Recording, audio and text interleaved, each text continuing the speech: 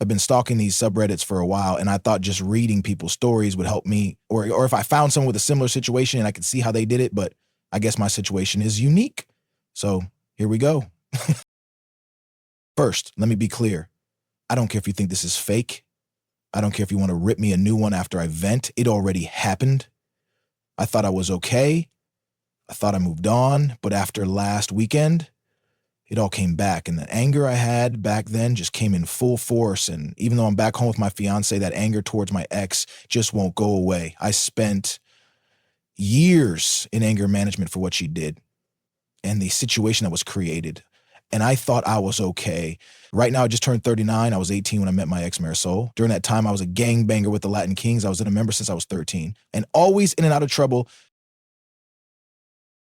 Marisol was a church girl. My grandmother dragged me to Sunday Mass, and when I saw her, to me, it was love at first sight. I asked my cousin, who was a friend of hers, if he could introduce us, but he refused. He didn't want me to mess with her. Have you ever met someone that you wanted to make yourself better to be with, wanted to be that man who would walk the right path? That was her. When I found out that she was going to church almost every day, I hung out by the steps talking to her. I always walked her to and from church. She made me feel like I wasn't worthless. One thing led to another, and we were dating, and I felt great. For a year and a half, I pushed myself away from the gang life, got my GED, became a regular church goer, and was thinking about the future when I got unintentionally pulled back in. I was at a store and ran into someone that I used to have problems with. They were running their mouths, and I tried to ignore it. I swear I did. I just let them talk, and I walked away, but then I got stabbed in the shoulder blade, and I lost my mind. I beat the shit out of them. I got arrested, and suddenly it was like the shit I did to make my life better vanished. Marisol was pissed at me. My grandmother kept bringing up my past mistakes, and my cousin was telling me that he knew that I wasn't going to change. My public defender saw me trying to better myself, and by the grace of God, got me off after a month in lockup. Despite being angry with me, Marisol did visit me almost daily. A month after I got out, I found out I was going to be a father, and I didn't want my kid to have a dad that was dead or in jail. We eloped. I went to a trade school to become a mechanic, and I busted my ass for my future family. When Luna was born, it was almost the worst day of my life. Marisol wouldn't stop bleeding. She went into shock, and they had to give her a double hysterectomy. She was in the hospital for months, and Luna became my world. I wanted her life to be the best. I wanted to give her the world. When Marisol was released, I promised her that our daughter will have a life far better than ours, and for years I kept that promise. I saved enough money to move us to the suburbs, became homeowners. I was Girl Scout leader, if you could believe that. I made sure Luna went to private school, made sure she knew how to defend herself, and always made sure I was the perfect husband. I didn't know my parents, didn't have a positive male role model in my life, so I didn't know what a healthy relationship looked like. That's a lie. TV dads were my male role models, and I mimicked them in the marriage they had on TV. As the years went by, I owned my own garage. My cousin became a pastor. My grandmother was still a pain in my ass. My relationship with my wife was stronger than ever. I made sure I kept my prison body, but Luna hated me. Since she turned 13, she just started hating me. She didn't want me to hug her, rolled her eyes every time I told her I loved her. Ignored me when I asked her about her day in school. It hurt me, and Marisol saw it. She told me that she's a teenager and that I should just let it ride. She will come back to me. For 2 years, it was like that. So for her quinceañera, I wanted to go all out. Got everything she wanted, and she was still disrespectful. And briefly, the old me almost came out just to put her in her place. But instead, I went to my cousin, vented my frustration and doubts about being a good father, and he said a prayer for me. I wanted a slideshow for the father-daughter dance. I got a chunk of the pictures of us together, but I realized I didn't have any recent pictures of us. She didn't want to take any. The last time I had pictures of her and I smiling with me was on her 13th birthday, and those were on my daughter's broken tablet. I took that tablet, went to a repair shop, and I didn't care the cost. I needed that tablet fixed. After a day and $300. The tech fixed it, and I was happy. I knew her passcode, but I never bothered invading her privacy. I just wanted those pictures. And when I opened that tablet and looked in the gallery, there they were. My little girl, smiling and happy to be with me. I felt great. Then the instant messages appeared. It was my daughter talking to my wife. It was a long banter that she didn't want me to dance with her, and it did hurt, but like my wife said, she's being a teenager. Then she says something that destroyed me. She texted why she had to do the father-daughter dance with me since I'm not her father. I felt my heart stop, I got dizzy, my mouth dried up, and I needed to sit down. My wife responded that I raised her, I loved her, and that makes me her father. But Luna responded by saying that my cousin is her father and she can't wait for her to turn 18 so she could tell me the truth and she could live with her real dad, that she hated me, that she thanked God that I'm not her father. Marisol began cussing her out, saying that it was a mistake for my cousin to tell her the truth 2 years ago, and the more they talked, the angrier I was getting. My wife lied to me for 15 years. My cousin, whom I confide my issues about Luna and my fears about being a bad father, not only fucked my wife, but had me raise his child. I wanted to scream, cry, and die at the same time, if that makes any sense. I went to a dark place, and so I wouldn't do anything stupid. I told Marisol that I needed to focus on work so I could pay the quints, and instead, I drove to Manhattan and saw my old public defender, who wasn't a low-level attorney anymore. He had a nice, expensive firm near Midtown East. I was surprised that he remembered me, but apparently I was his first case as a public defender. We sat down and I told him everything, gave him the tablet, and when he turned it on, the messages just kept coming. Only this time, Luna was talking to my cousin, her real father, and he was telling her to give me a chance, how I was always there for her, but Luna told him that so was he, how it makes sense that they have so much in common, and even called him Poppy multiple times in their conversation, and he responded and told her that she was his little girl. We went through our options, and he asked me, what do I want to do? And I told him that I wanted to go full scorched earth. I wanted to poison the well, and he asked me several times if that is what I wanted, and nodded. I also told him that everything had to be filed before the quints in 2 weeks. So we sat down and spent the next 12 hours on what was needed to be done, and I followed his instructions to the letter. I secretly placed my business for sale, called the private school and told them that I would not be paying for next year, closed the college accounts and the savings that I had for Luna, and prepared to place my house for sale online. No one was the wiser. I followed his instructions perfectly. There was only one thing I deviated from: the day of the quints. That day went off without a hitch. The whole family was there. Luna was smiling, having fun. Marisol kept asking me if I was okay, and I lied to her. It was hard lying to her. From the moment I met her, I never lied to her. And during those 2 weeks, every time, I kissed her, held her, made love to her. It was hard not to scream at her. It was hard not to hate her. She knowingly let me raise another man's child. She slept with my cousin, a man who saw as my brother, the godfather of my child, the best man when I eloped, my confidant. So the rage was hard to suppress, to say the least.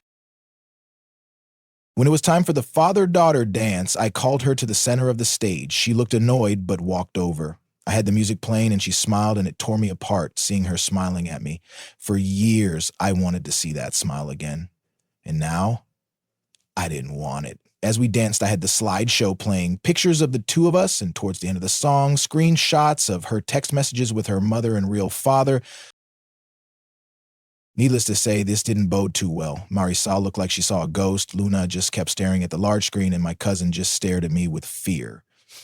Marisol ran to me and told me that she could explain, and I told her that I filed for a divorce, that she could explain it in court. She grabbed my arm, begging me, and I pulled back. I told Luna that I busted my ass to give the world, and now she doesn't deserve it. I began to walk out, but not before telling my cousin that every time I see him, I'm going to knock him out. Then I knocked him out. The aftermath was harsh. Marisol and Luna was at my grandmother's apartment. Her family was shocked and disgusted with her. They wanted nothing to do with her. Her father actually apologized to me. I don't know why. He never liked me despite turning my life around. That man hated me. But now, I was the perfect husband and father, but just a few days prior, I was the former piece of shit. My grandmother had audacity to tell me about the story Abraham and how when he came back from battle 3 years later, his wife had a 1-year-old child and he raised him as his own, and how I should be like Abraham. So I told her to get the fuck out of my house. Marisol came a few days later, crying as soon as she saw me, telling me that it was an accident, that when I was arrested, she was so angry at me, and my cousin was there to console her, and one thing led to another, and they had sex. It happened only one time, and she was faithful to me ever since. She was willing to take a lie detector test to prove it. So I asked her how long she knew Luna wasn't mine, and she started crying more. That look she gave me just told me that she knew from day one and asked her to leave. She wanted to go to counseling, telling me that I'm overreacting and we could make it work. It was in the past and I needed to get over it. That I am Luna's father despite what happened, and I allowed my temper to get the best of me. I must have repeated "get over it" over a dozen times at full volume while grabbing her shit and tossing it out the door. I called her a lying whore. I told her that I didn't want to see her fucking face ever again, and I told her that this life that I built no longer belongs to her before shoving her out the door. A couple of weeks went by, and she kept blowing up my phone. Not once. Luna tried to reach out to me. Marisol was shocked to learn that I sold my business, even more so when she learned that I had an open house. She came in screaming, telling the viewers to get out of her house and pleading with me to seek help. That I was ruining our marriage, that I had no right to sell our home, the home where we raised our child in.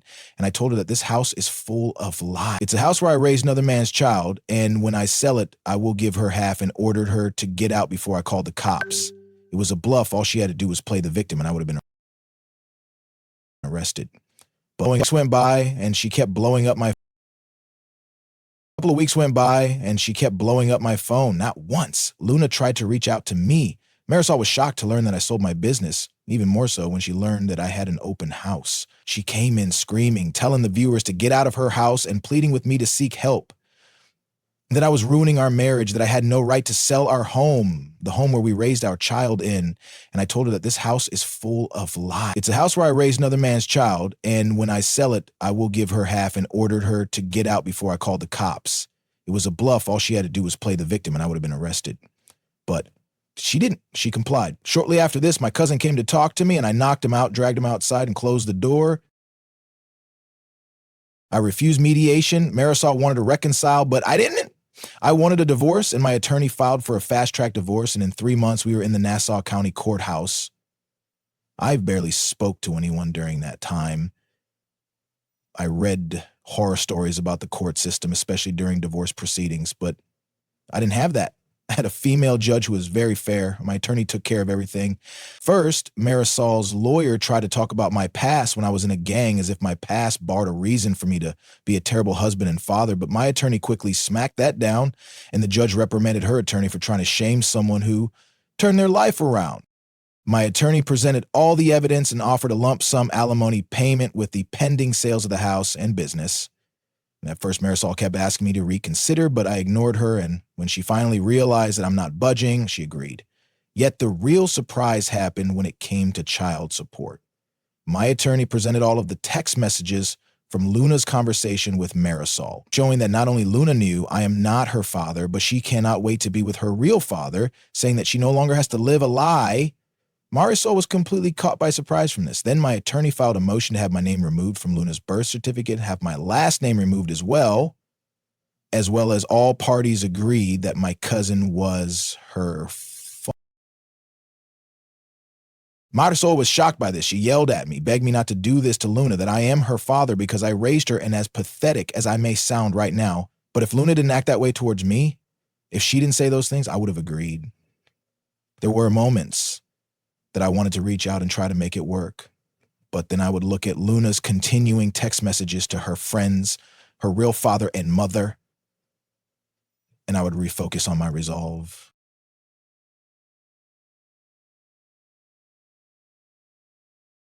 I don't know what hurts the most, being lied to by a woman who you thought was the love of your life, or having a child who you tried to make their lives better, to give them the world, just toss you aside like trash. The judge was quiet for a long while, reading page after page after page of the text messages. In the end, she agreed. I was not financially responsible for Luna, and my name could be removed. My attorney also filed a motion for the courts to go after my cousin to pay for child support, and a motion to sue my cousin in civil court for all the money I have spent raising Luna. The private schools, dance classes, Girl Scouts, horseback lessons, everything I have ever spent on that child. And after my attorney explained to the judge that my cousin committed fraud for knowingly allowed me to raise his daughter and not offer any financial support or assistance, it was a Hail Mary, and the damn judge agreed. I didn't bother looking at Marisol when the judge made her decision. I didn't bother listening to her as I walked out the courthouse. I didn't care as I heard her cry, her telling me that she only cheated one time and was faithful ever since. I just didn't care anymore. A few weeks later, my ex called me, shocked that I stopped payments on Luna's private schools and all of her activities, and told her to call her baby daddy before hanging up.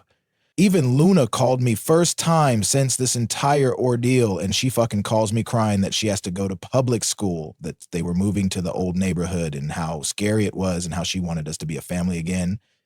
I told her to go to her real father, the man who she truly wanted, and ask him.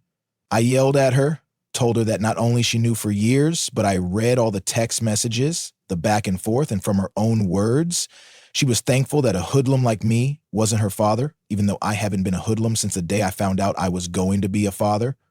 I hung up on her after that. I thought about ending it countless times, thought about ending my cousin, but I made him pay. He had to pay me $500,000. $500,000 that was all mine and not 1 cent belonged to my ex, because she agreed on the lump sum. I didn't care that the money came from the church. I was hurting.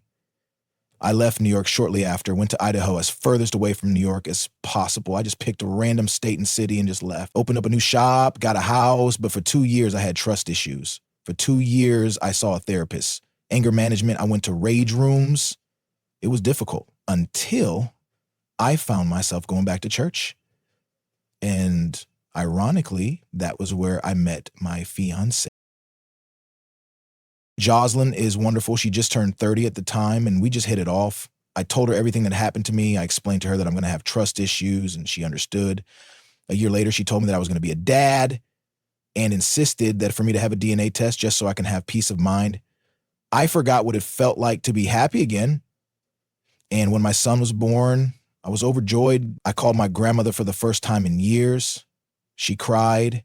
And when I told her about my son, she insisted that I come to New York so she could meet her great-grandchild, guilt-tripping me by saying that she's 90 and would like to see me one more time, and I agreed. We flew to New York, rented a car, and drove to Bushwick, the one thing I dislike about the hood. You only need to see one person from your past, and the whole fucking neighborhood knows that you're back. My grandmother saw my son, met my fiance, made an offshoot comment in Spanish about her being white, and I just yes her to death. I was planning to spend the week, do the tourist thing for once. It was Jocelyn's first time in her life in the Big Apple, and I wanted to make it special. Damn it, nothing works out as planned. First, my ex shouted my name from downstairs. I looked out the window and was surprised how fat she got. My grandmother told me in Spanish to talk to her, and Jocelyn agreed. I went downstairs, was awkwardly silent for a minute, and that anger just came back like a flood. Marisol told me that I looked good and said that she looked like shit. She told me that she missed me, that she'd never been with another man since the divorce, and I ignored her. She even had the audacity to tell me that I'm a grandfather, and I gave her a look. Apparently Luna got with a decent guy and got knocked up at 18. Her baby daddy joined the Marines to support them, and her father wanted nothing to do with her, just pays the child support and refuses to acknowledge her. He's no longer a pastor and is working at the Banco Popular, 2 blocks over, then told me that Luna named the baby after me and I couldn't stand looking at her. Marisol wanted me wait because Luna was on her way over, and I just walked away and went to my grandmother's house, and I didn't have to tell Jocelyn anything. She just knew, and we left in the elevator. I told her what happened. She smiled and told me everything was going to be all right. The look on Marisol's face when we left the building, she was looking at my fiance like she was the other woman. And Jocelyn, without missing a beat, introduced my son to her. Well, she said, I would like you to meet his biological child. That was a knife twist, but she knew my pain. Marisol kept trying to stop me from leaving, telling me that Luna felt bad about what she did and Jocelyn wanted me to make amends. But I was so angry. I hopped into the car, ignoring Marisol's pleas, and Jocelyn told me to extend an olive branch, so I gave her my number so Luna could call me and left.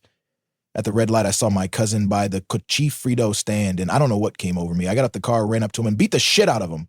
Jocelyn was screaming, telling me to stop, and when we locked eyes, I could see the fear. I spit on him and left.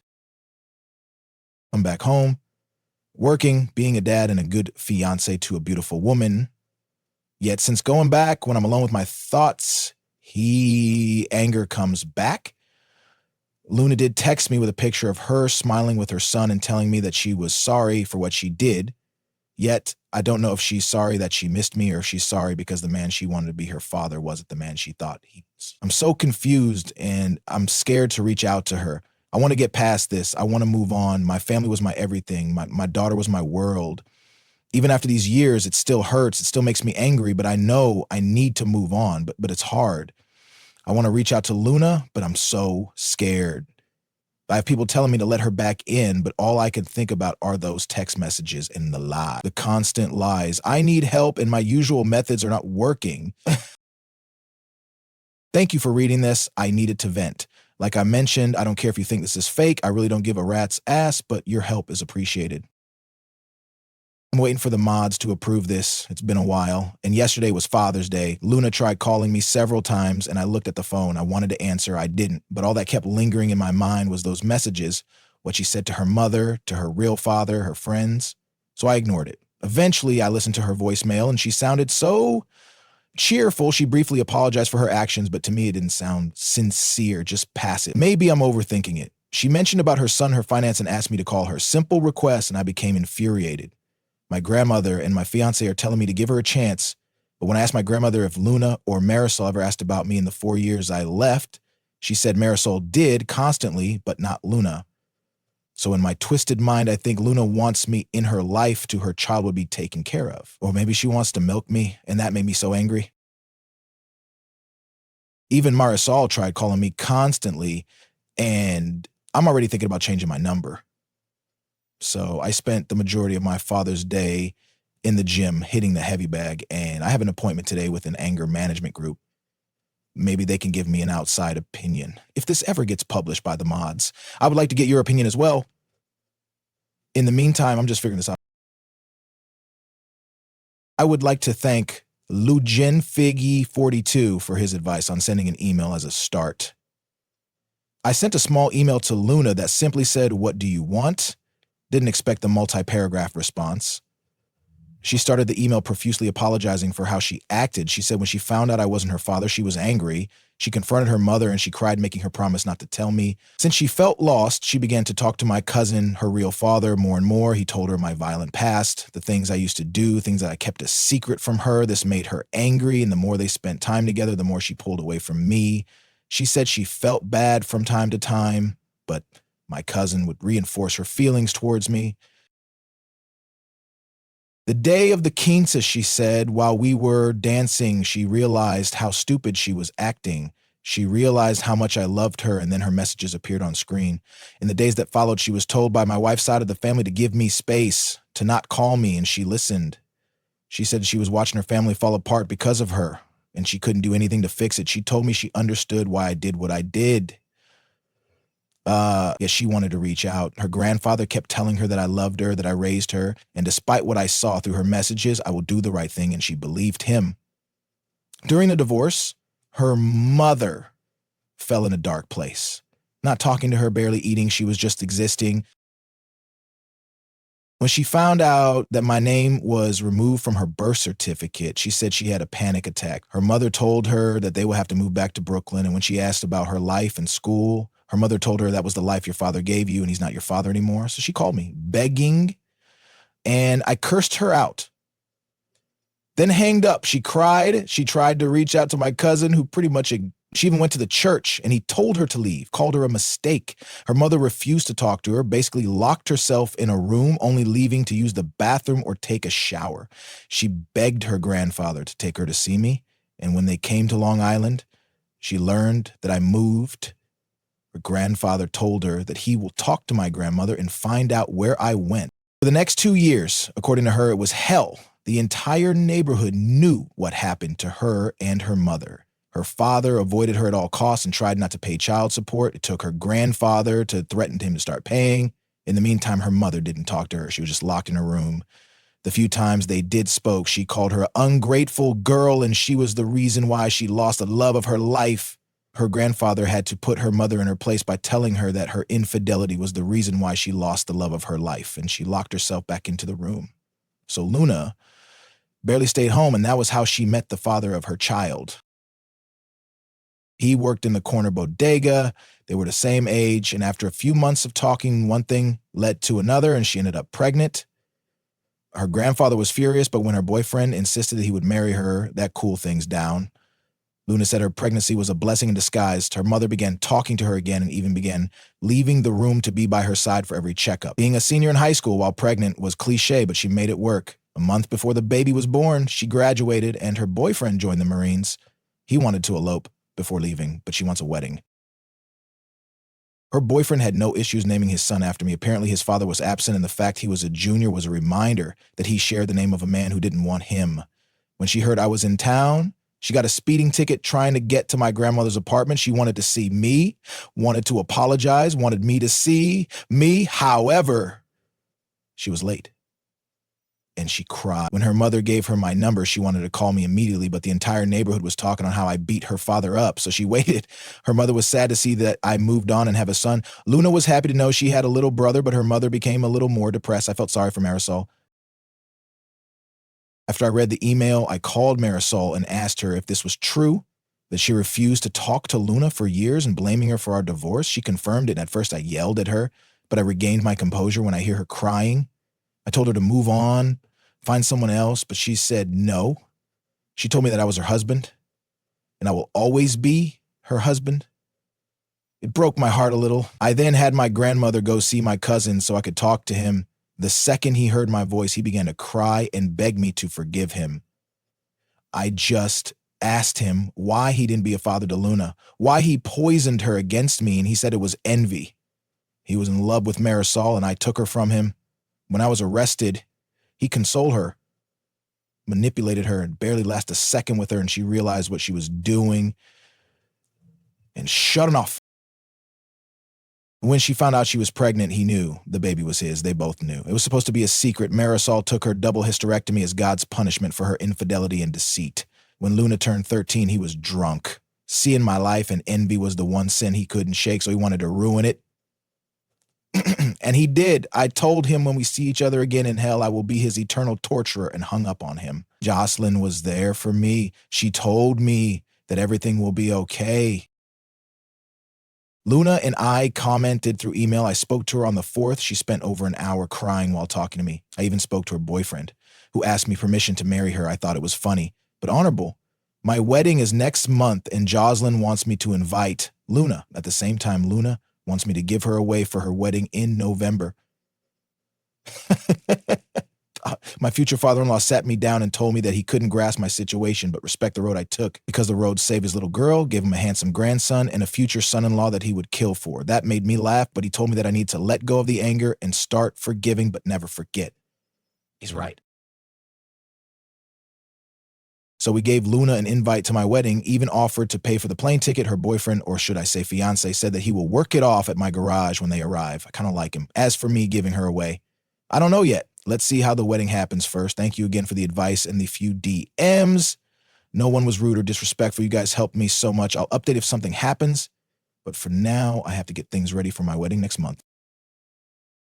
A lot has happened in such a short window. Again, I would like to thank the large number of support within the DMs. Of course, there were hate messages.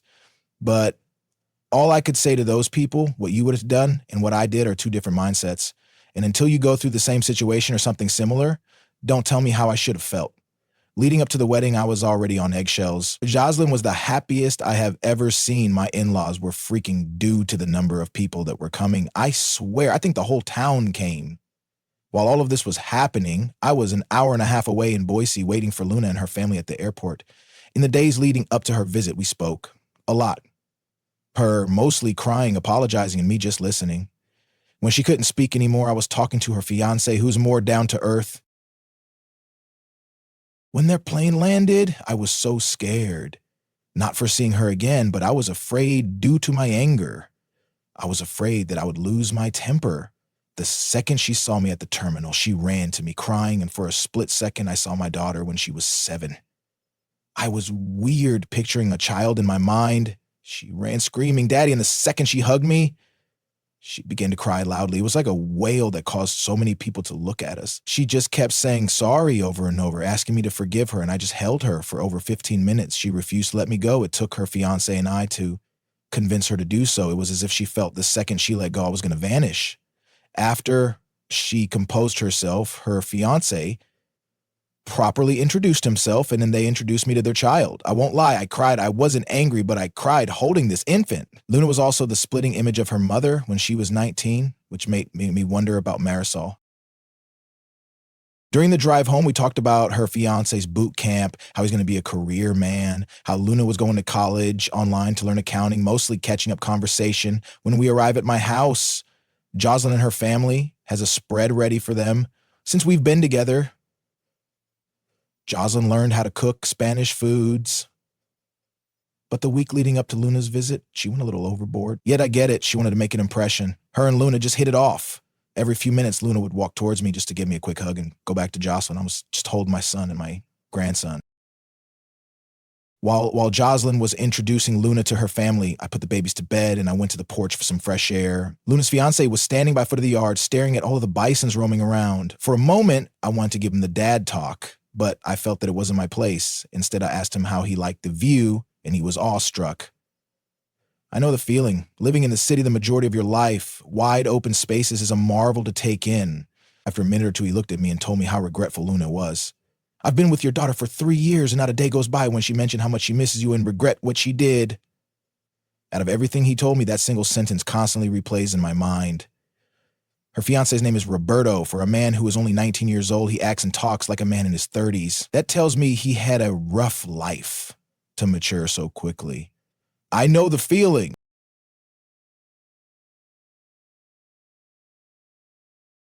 The following day, I had to go to the shop, and Luna practically jumped in the car with the baby. Even Roberto told her it was okay and to enjoy herself. Luna looked like she was going to hyperventilate, and I told her that we'll work a half day, and I'll spend the rest of the day with her. That seemed to do it.